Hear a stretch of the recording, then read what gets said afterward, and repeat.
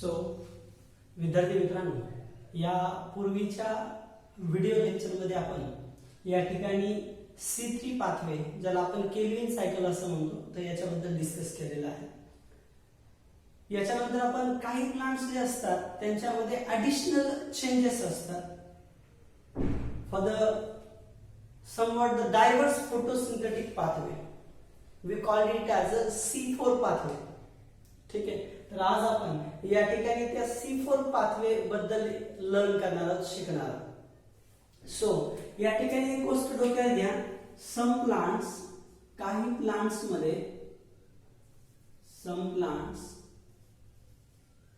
some plants have special modifications, have specialized modifications.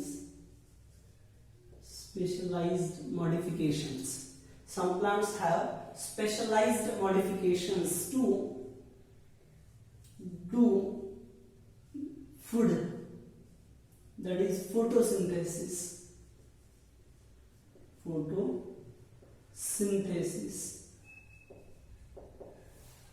Okay, some plants have specialized modifications to do photosynthesis or to prepare the food. Okay, तर याच्यासाठी specialised modifications असतील. तर it includes, okay, they prepare food even at extreme temperature and diverse CO2 level. Again, diverse CO2 level असेल त्यावेळेला ते काय करतात, या ठिकाणी फूड प्रिपेअर करतात. तर असं जर असेल तर त्यांना specialized, okay, they prepare food even at extreme temperature and diverse CO2 level due to its special leaf anatomy.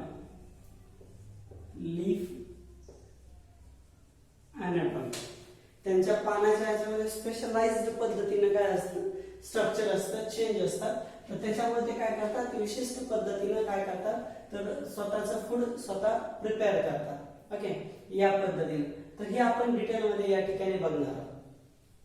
Okay, पूर्णपणे बघून घ्या हा पार्ट, हा याच्याशी रिलेटेड. आता याच्यामध्ये जर तुम्ही बघितलं तर ही जी लीफ अॅनाटॉमी आहे, this leaf anatomy is somewhat called as kranz anatomy. या लीफ अॅनाटॉमीला क्रान्झ अॅनाटॉमी म्हणलं जातं, लक्षात घ्या. हिअर द वर्ड क्रान्झ हा जो काही शब्द आहे, क्रान्झ अॅनाटॉमी. तर या क्रान्झ अॅनाटॉमीचा अर्थ काय होतो बघा. क्रान्झ म्हणजे रीत म्हणजे या ठिकाणी नेकलेस सारखं स्ट्रक्चर. ओके, ॲना म्हणजे अप, अॅनाटॉमी हा जो शब्द आहे, ॲना म्हणजे up and tomy means to cut. Okay, टॉमीचा अर्थ होतो टू कट करणे. ओके, या पद्धतीने. तर क्रान्झ अॅनाटॉमी या शब्दाचा अर्थ होतो, बेसिकली जर तुम्ही बघितलं तर एका पानाच्या आतमध्ये स्पेशल असं स्ट्रक्चर, ज्यावेळेस आपण पान कट करू तर त्याच्या आतमध्ये इंटरनल स्ट्रक्चर. अॅनाटॉमीचा दुसरा अर्थ या ठिकाणी स्टडी ऑफ इंटरनल स्ट्रक्चर असावी. वरचा पार्ट कट करायचा आणि आतमधलं स्ट्रक्चर पाहायचं, that is said to be the internal structure. Okay, so kranz anatomy ज्यावेळेस आपण विचारात घेऊ तर या क्रान्झ अॅनाटॉमी मध्ये काही स्पेशल फीचर आहेत, लक्षात घ्या. या क्रान्झ अॅनाटॉमी मध्ये आपण जर बघितलं तर याच्यामध्ये मी रफली डायग्राम काढतोय बघा. हा वरचा सरफेस आहे, त्याला म्हणायचं अप्पर इपिडर्मिस. हा वरचा सरफेस आहे. This is an upper epidermis. Okay, हे अप्पर इपिडर्मिस आहे. याच्यानंतर या अप्पर इपिडर्मिसच्या या सेल असतील अशा. ओके, अशा अप्पर इपिडर्मिसच्या. त्याच्यानंतर इथं खाली जर बघितलं तर हा लोअर इपिडर्मिस आहे. असा लोअर इपिडर्मिस आहे. हा जो आहे लोअर, ईपी म्हणजे माहिती आहे तुम्हाला, ईपी म्हणजे वर, डर्मा म्हणजे स्किन, लोअर इपिडर्मा म्हणजे स्किन लेअर. ओके, या पद्धतीने. तर असं आहे अप्पर लोअर एपिडर्मिस. यांच्यामध्ये मध्ये अशा प्रकारे काय असतात, क्लोरो म्हणजे स्टोमॅटा असतात. ओके, मध्ये मध्ये यांच्यामध्ये असे डंबेल लाईक स्टोमॅटा असतात. So basically kranz anatomy seen in most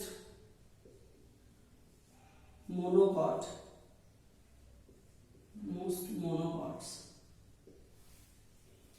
okay, monocots and xerophytes. Okay, xerophytes म्हणण्यापेक्षा मोनोकॉट्स जास्तीत जास्त आहे यांच्यामध्ये. ओके, मोस्ट मोनोकॉट्स मध्ये बघायला मिळते. यांच्यामध्ये बेसिकली काय असतात, दोन प्रकारच्या सेल असतात. Two types of cells found, दोन प्रकारच्या सेल असतात. काही सेल इथं अशा असतात डायरेक्ट, रफली बघून घ्या अशा,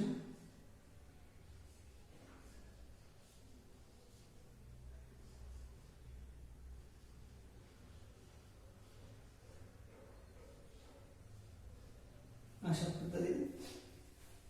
आणि इथं बेसिकली जर तुम्ही बघितलं तर अजून याच्या इथं एक असं स्ट्रक्चर आहे, त्याला व्हेस्क्युलर बंडल म्हणणार आपण. हे जे स्ट्रक्चर आहे, दिस इज अ व्हेस्क्युलर बंडल. आणि याच्या सराउंडिंगला अशा प्रकारे कलरलेस सेल असतात. वी कॉल देम ॲज, या मधल्या ज्या सेल आहेत या सेल, यांना म्हणायचं मेझोफिल, यांना म्हणायचं मेझोफिल सेल. आणि याच्या साईडला ह्या व्हेस्क्युलर बंडल, हे आतमध्ये याच्यामध्ये झायलम फ्लोएम, या साईडच्या सेलला म्हणायचं so bundle sheath cell, bundle sheath cells. Okay, या प्रकारे दोन प्रकारच्या सेल असतात याच्यामध्ये. ओके, कोणकोणत्या तर बघा मी इथं दाखवतोय. एक असतात मेझोफिल सेल आणि दुसरे असतात bundle sheath cells. Okay, mesophyll cell आणि बंडल शीथ सेल अशा प्रकारचे सेल असतात. ओके, या पद्धतीने मेझोफिल सेल ज्या असतात तर या ज्या आहेत तर या सो ग्रीन असतात, green smaller. Bundle sheath cell असतात non green, that is colourless आणि लार्जर असतात. ओके, असं दोघांमध्ये फरक आहे. सो मेझोफिल सेल जे असतात, that mesophyll cell have chloroplast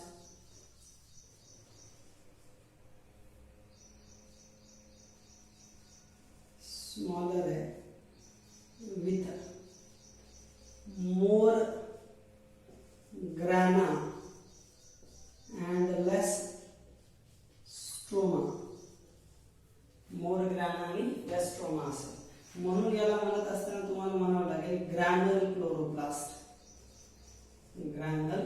chloroplast असतात त्यांच्यामध्ये. ओके, आणि इकडे कसं असतं लक्षात घ्या, क्लोरोप्लास्ट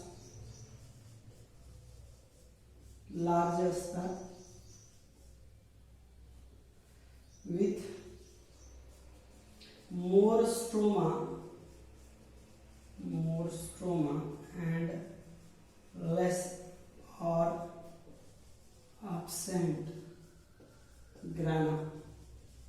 ग्राना कमी असेल किंवा absent असेल या बंडल शीट मध्ये, that is अग्रॅन्युलर क्लोरोप्लास्ट. ओके, या पद्धतीने हा भाग असेल. या दोघांमधला फरक आहे. ओके, अजून जर तुम्ही बघितलं in case of mesophyll cell, okay, and bundle sheath cell, तर मेझोफिल सेल जर काही प्रकार आहे लक्षात घ्या. या मेझोफिल सेल थोड्याशा डायव्हर्स आपल्याला बघायला मिळतात, कारण त्यांच्यामध्ये बेसिकली जो काही फर्स्ट CO2 फिक्सेशन आहे, इथं आपण बोलूयात, इथं दोनदा CO2 फिक्स होतो. सो त्याच्यामध्ये काय आहे आपण असं सांगू शकतो मग, कारण दोन प्रकारचे क्लोरोप्लास्ट आहेत, that is dimorphism in chloroplast. Dimorphism in chloroplast. Chloroplast मध्ये याच्यात डायमॉर्फिझम आहे, dimorphism in chloroplast. Second thing is that actually that dimorphism म्हणजे दोन प्रकारचे क्लोरोप्लास्ट, ग्रॅन्युल आणि अग्रॅन्युल. Dimorphism in chloroplast.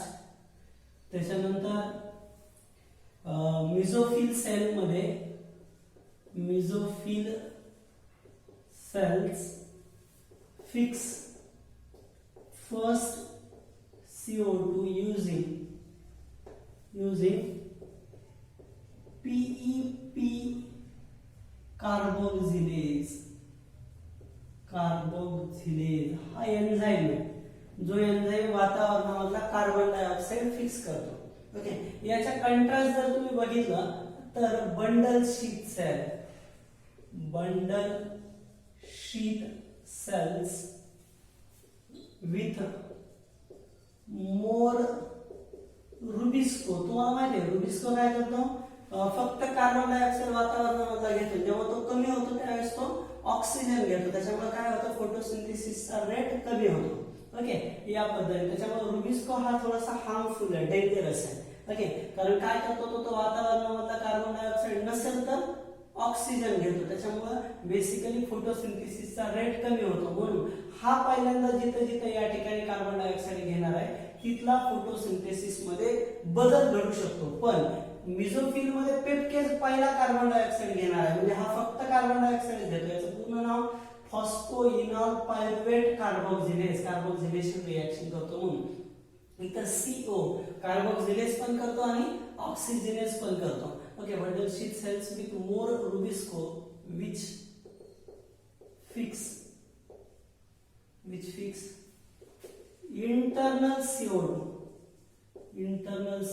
So internal CO2 fix करेगा, so no diverse or no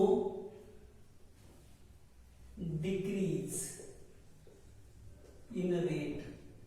So not decrease in rate decrease होत नाही त्याच्यामुळे. म्हणून हा क्रान्स अनाटॉमीचा पार्ट अतिशय महत्त्वाचा आहे. क्रान्स अनाटॉमी असल्यामुळे याच्यामध्ये काय होत नाही, फोटोसिंथेसिसचा रेट डिक्रीज होत नाही. कंट्रास्ट काय आहे की रुबिस्को जर पहिला CO2 असेल, रुबिस्को जर असेल तर रुबिस्को कार्बन डायऑक्साइड पण घेतो आणि ऑक्सिजन पण घेतो. कार्बन डायऑक्साइड कधी घेतो, या ठिकाणी तुम्हाला इथं जर बेसिकली जर तुम्ही बघितलं तर मोर असेल तर, आणि ऑक्सिजन जर समजा नॉर्मल लेवल असेल.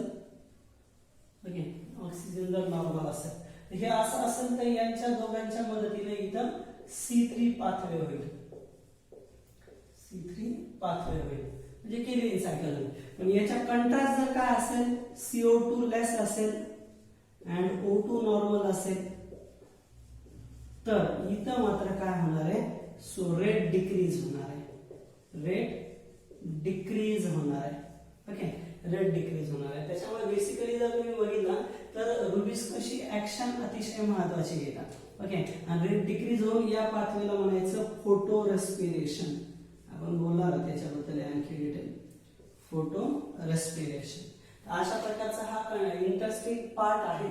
तर हे होतं what about we can say it as in short about that introductory part of the Kranz anatomy. Kranz अनाटॉमीचा हा इंटरेस्टिंग पार्ट होता, लक्षात घ्या. फक्त एक जनरल व्ह्यू तुमच्या डोक्यात ठेवायचा आहे, पूर्णपणे पार्ट समजून घ्या. ओके, याच्यानंतर बेसिकली जर तुम्ही बघितलं तर आपण याच्या पुढचा जो पार्ट आहे ऍक्च्युली हे जे काही पूर्ण रिएक्शन आहे C4 पाथवेची ती कशी होते आपण या ठिकाणी लर्न करूयात. तर complete reaction of C4 pathway, C4 पाथवेची रिएक्शन आपण लर्न करूयात.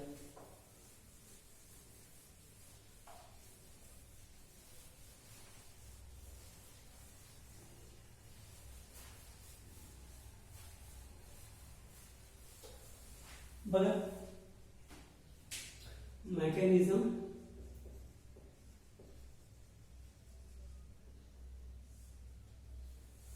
Mechanism of that C4 pathway याच्यामध्ये वरती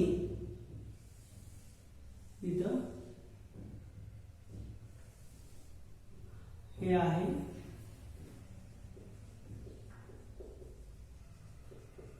मेसोफिल सेल,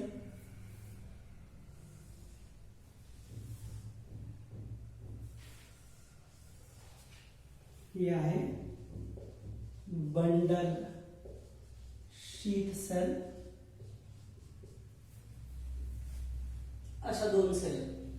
मेसोफिल सेल मधून बंडल शीथ सेल मध्ये मटेरियल ट्रान्सफर होण्यासाठी यांच्या सेल वॉलच्या तिथे अशा ट्यूब आहेत.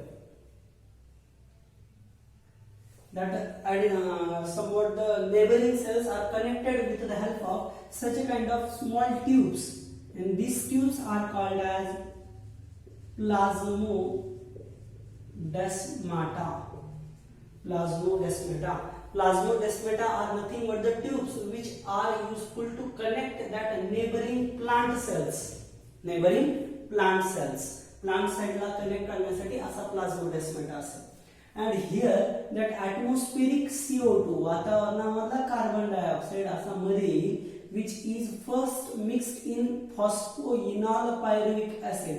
Okay, याच्यामध्ये in case by using PP carboxylase peptase enzyme याच्या प्रेझेन्स मध्ये हे कंबाईन होऊन यांच्यापासून तयार होईल OAA, that is 4 carbon containing acid. Okay, हे 3 आणि हा एक 4 कार्बन असणारा OAA ऑक्झॅलो ऍसिटिक ऍसिड तयार होईल. तर हा जो पाथवे आहे जे मी तुम्हाला सांगितलंय की ज्यांच्यामध्ये बेसिकली जर तुम्ही बघितलं तर 4 कार्बन असणार ऍसिड तयार होतंय. सो म्हणून या पाथवेला म्हणायचं C4 pathway. Okay, so C4 pathway का म्हणायचं याला C4 पाथवे? याचं कारण आहे first stable product, first stable product with 4 carbon, okay.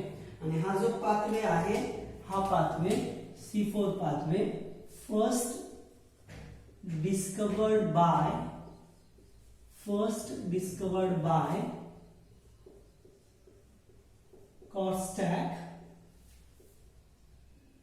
that is Hatch and Slack in maize, sugarcane respectively. Okay, this pathway is discovered is in maize and sugarcane, that is monocot varieties having the such kind of special type of leaf anatomy. Okay, तर हा pathway डिस्कवर केला. त्याचा पहिला stable product 4 carbon असणार आहे, नाव आहे ऑक्झॅलो acetic acid, लक्षात घ्या. ओके, तर हा या पाथवेला अल्टरनेटिव्ह नाव सो कॉल्ड, त्याच्यामुळे याला म्हणलं जातं so called as HSK pathway.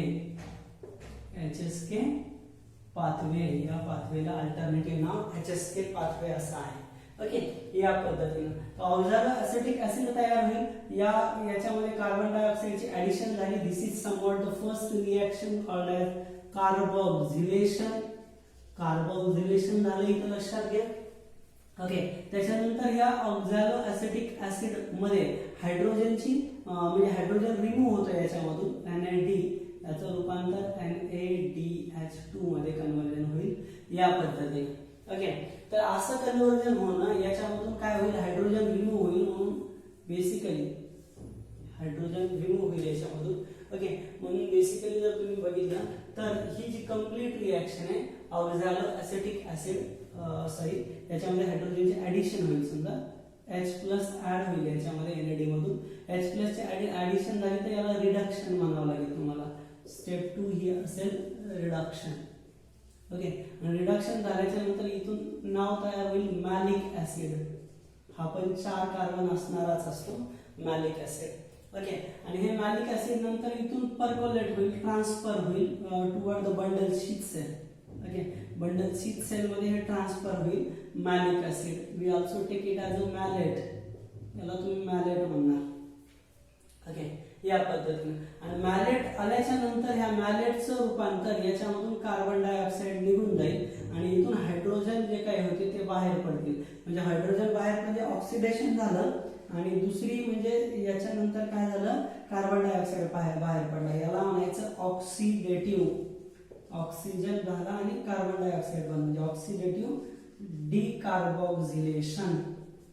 Oxidative decarboxylation, oxidative decarboxylation म्हणायचं. आणि हा कार्बन डायऑक्साईड नंतर खाली येईल इथं असेल केल्विन सायकल, केल्विन सायकल असेल. ओके, या पद्धतीने. आणि बेसिकली जर तुम्ही बघितलं तर मॅलेट कार्बन डायऑक्साईड बाहेर पडला, इथं मॅलेटचं रूपांतर या ठिकाणी कशामध्ये होईल बघा, पायरुवेट मध्ये होईल. ओके, 3 कार्बन, कारण या 4 मधून एक इकडे खाली गेला, हे खाली गेला केल्विन सायकल. केल्विन सायकल मधून आपण ते शिकलो केल्विन सायकल, त्याच्यामधून ग्लुकोज तयार होईल, लक्षात घ्या. ओके, या पद्धतीने. तर इथं जे काही कन्व्हर्जन करणारा प्रोडक्ट आहे, इथं नाव आहे रुबिस्को. तो इनडायरेक्टली इथं पेप्केज, इथं रुबिस्को. याला इथं भेटायला रुबिस्को होता, त्याच्यामुळे रुबिस्को अल्टरनेटिव्ह पाथवे दाखवणार नाही, लक्षात घ्या. ओके, त्याच्यामुळे रेट डिक्रीज होणार नाही.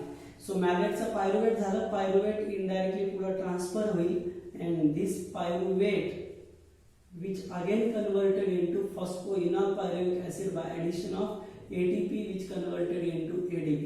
यांच्या कन्व्हर्जन इनडायरेक्टली तुम्ही जर बघितलं तर ह्याचं रूपांतर होईल. तर अशा पद्धतीने हा अल्टरनेटिव्ह पाथवे असेल. इथं का हे झालं स्टेप नंबर 4 मध्ये. इनडायरेक्टली इथं जर तुम्ही बघितलं तर काय पायरुवेट पुढे पर्क्युलेट झालं, पायरुवेटचं हे झालं, याचा अर्थ होईल ATP युटिलायझेशन होईल इथं. ओके, एटीपी युटिलायझेशन मध्ये. तर असा असेल याचा मेकॅनिझम. या वरच्या पातळीला म्हणायचं C4 सायकल. ओके, आणि या खालच्या ह्याला म्हणायचं C3 सायकल. आणि C4 सायकल आणि C3 सायकल मिळून या ठिकाणी HSK पाथवे तयार होतो. याच्यामध्ये C4 सायकल असेल आणि C3 सायकल असेल. C4 सायकल कुठं होणार आहे, मेसोफिल मध्ये होणार आहे, मेसोफिल मध्ये. आणि C3 सायकल बंडल शीथ मध्ये होणार आहे. Keep in mind that all the things bundle sheath. Okay, या पद्धतीचा हा पॉइंट ऑफ व्ह्यू असेल. So this is about the mechanism of C4 pathway. So याच्यानंतर जो काही पाथवे आहे लक्षात घ्या, तर त्या पाथवेचं नाव आहे CAM pathway. Okay, CAM pathway which is exactly same as particularly C4 pathway. हा C4 pathway सारखाच आहे, पण पर्टिक्युलरली क्रॉस अॅनाटॉमी न असता बेसिकली या ज्या सेल आहेत या सेम सेल असतात दोन्ही यांच्यामध्ये. या C4 मध्ये, CAM मध्ये no Kranz anatomy, no Kranz anatomy. Okay, Kranz anatomy नाही. त्याच्यानंतर बाकी सगळं same as C4 pathway. C4 pathway सारखाच आहे हा पाथवे, CAM पाथवे. ओके, अजून बेसिकली जर तुम्ही बघितलं तर याच्यामध्ये CAM पाथवे म्हणजे मेनली इन झेरोफाइट्स. जे झेरोफाइट्स असतात लक्षात घ्या. जे झेरोफाइट्स म्हणजे या ठिकाणी झेरो म्हणजे ड्राय एरियामध्ये वाढणारे plants, we call them as succulent. काटेरी वनस्पती ज्या असतात त्यांच्यामध्ये हा पाथवे बघायला मिळतो. So CAM pathway. या CAM चा पूर्ण फुल फॉर्म जो आहे तो आहे क्रासुलियन